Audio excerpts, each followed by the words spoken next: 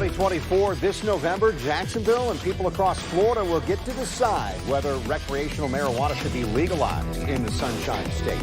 And this comes after the state Supreme Court ruled yesterday to allow voters to make that decision. If passed, that would put Florida among 24 states and Washington, D.C., where recreational marijuana is legal in the U.S.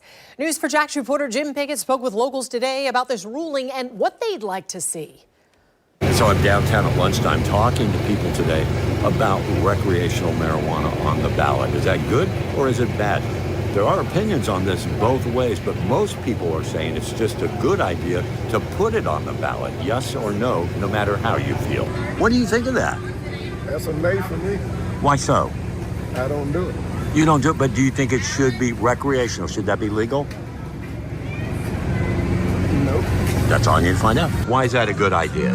Because it will spur growth and make it a much more better industry for everybody to use.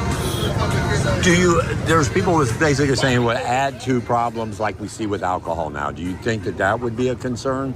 Society's had problems since the very beginning. What's one more, one less going to do to make it any better or worse? But the issue is expected to be a big draw in the November election. It was a large medical marijuana dispensary company that paid millions to help bring this to the forefront. It's expected they could make millions more if recreational marijuana becomes legal.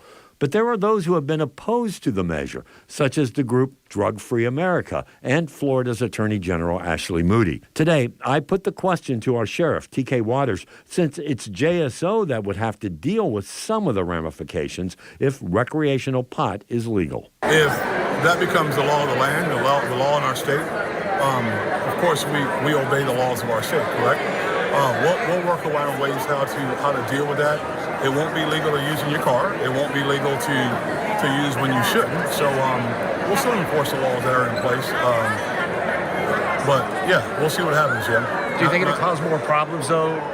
If it, like with alcohol, you have DUIs. Do you think that would just make... Yeah, I think that could be an issue. I really do.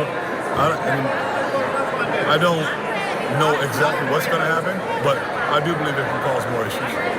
We'll see. If approved, medical marijuana dispensaries would be allowed to sell pot to anyone over the age of 21. People would be allowed to have about 3 ounces of marijuana.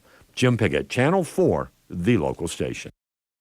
So what exactly is this initiative? Well, Amendment 3 would be added as an amendment to Florida's Constitution if it's passed. Right now, under the Article 10, Section 29 of Florida's Constitution, it's only legal to produce, possess, and use medical marijuana. Amendment 3 would get rid of language specifying marijuana would have to be for medical use.